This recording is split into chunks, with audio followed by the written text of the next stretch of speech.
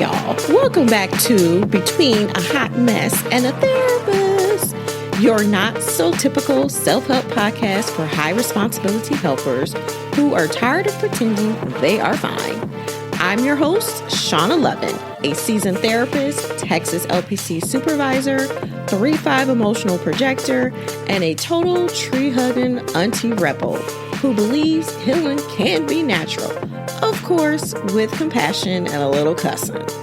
If you're watching on YouTube, listening in your car, hiding in the bathroom at work, or staring at your ceiling at 2 a.m., baby, I already know what kind of week you're having. So grab your favorite beverage, get comfy, and let's dive in.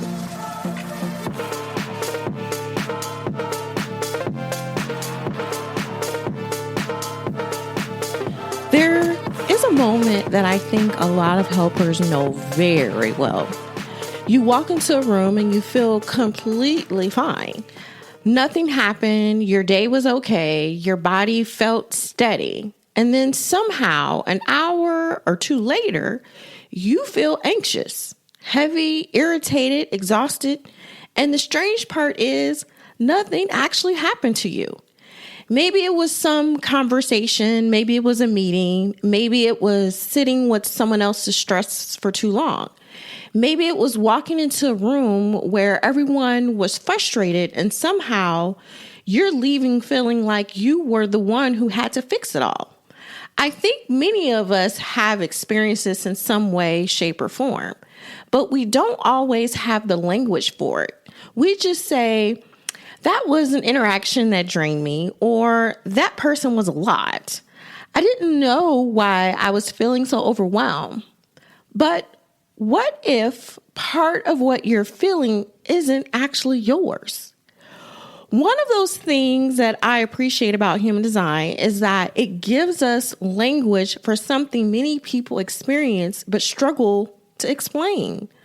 Some parts of us are naturally consistent, and then there are other things that we can usually rely on. There are ways that we tend to show up, the strengths people recognize in us. And then there's other parts of us that are more open, more receptive, more influenced by what is happening around us. Neither one is better, but the openness is actually where a lot of wisdom comes from. It's how we learn. It's how we understand other people. It's how we develop empathy. But without awareness, the same places that allow us to connect can also become the places where we lose ourselves.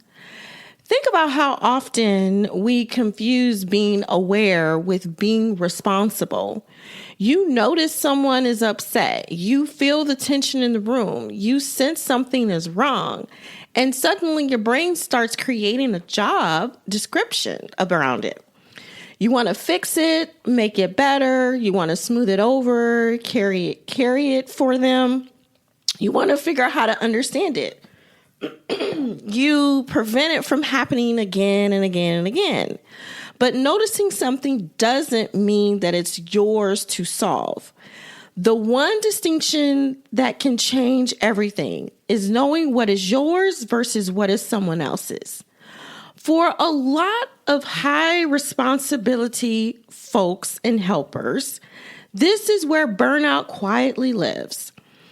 Not in the obvious moments that we think about or the trauma moments that we have at our job or experiencing these things. It's not always this huge crisis. A lot of times it's the tiny things. It's the coworker who always wants to vent to you. It's the family member whose emotions become your responsibility. It's the team member who needs reassurance every time something changes. It's the constant stream of information, opinions, expectations, and some level of urgency.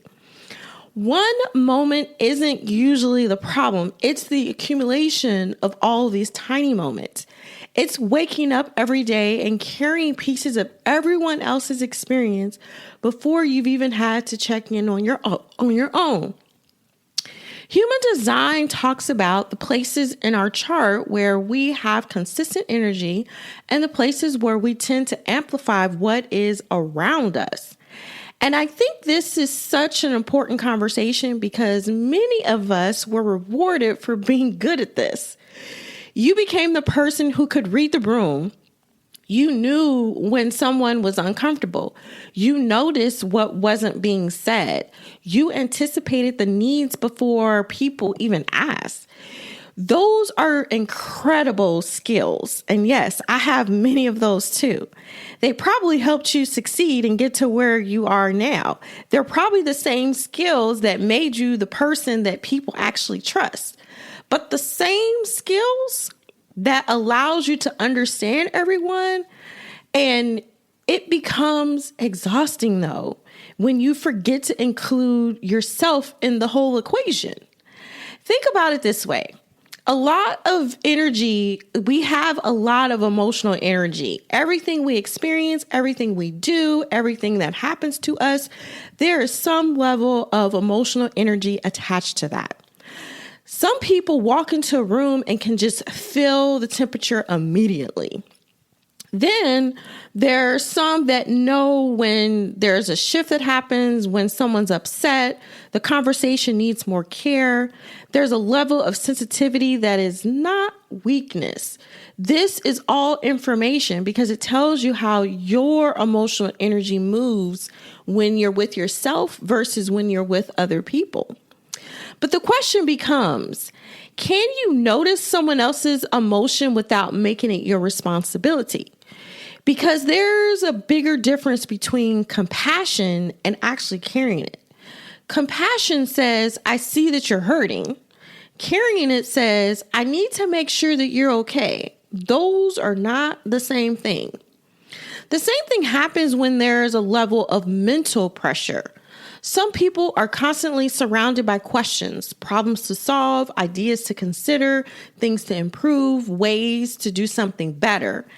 And when you're someone who naturally is thoughtful, capable, responsible, it can feel impossible to let questions simply just exist. Your brain wants closure, your brain wants answers, and your brain wants to fucking solve it. But not every question is an assignment. Not every problem belongs on your desk or even in your mental sphere. Not every thought that enters your mind requires your attention. Then there's a level of urgency. This is a sneaky one. Because urgency often disguises itself as responsibility. I need to handle this. I need to respond. I need to figure this out. I can't let anyone down. But sometimes the question isn't, can I handle this? Because chances are you probably can, right? You can do it. But the better question you ask is, do I need to do it? Capability is not the same thing as like an obligation. Just because you carry something doesn't mean it belongs to you. Yes, you can do it, but doesn't mean that you need to do it. One of the biggest shifts in my own life has been learning about to pause before automatically stepping in. Not because I don't care, actually because I care so much that I stopped confusing love with overfunctioning. Now I try to ask myself, is this mine? Is this mine to solve? Is this mine to hold? Or is this mine to carry? Sometimes the answer is yes. And sometimes it's absolutely is something for me. But sometimes the answer is no, this belongs to someone else. This is not yours to hold, carry, or even think about solving. And that doesn't make me a cold person, even though someone looking from the outside in might say so. It just makes me available for what's actually mine to begin with. So for this week, I want to invite you to notice something. Not fix it, not change it, just notice. Pay attention to the moments that you walk into a situation feeling one way, but you walk out feeling completely different. And ask yourself, what happened here? Did something actually happen to me? Or am I absorbing what's around me? Notice where you feel energized. Notice where you feel depleted. Notice where you give from a genuine overflow versus where you're giving because you've learned that that's what you're supposed to do. Because giving doesn't equal value. Because awareness becomes like some level of boundaries come before there's actual freedom in all of this. Not everything belongs to you. Not every problem is yours to solve.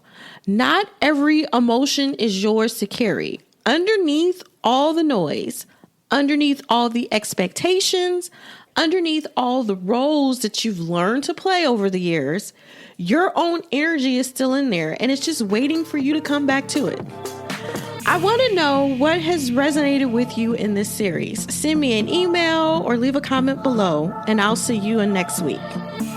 All right, my loves, that's another episode in the books, and I'm out. Now, I need you to go drink some water, touch some grass, get a sip of sunlight, take a pause, and stop acting like your nervous system is optional. And yes, you are basically a houseplant with complicated emotions.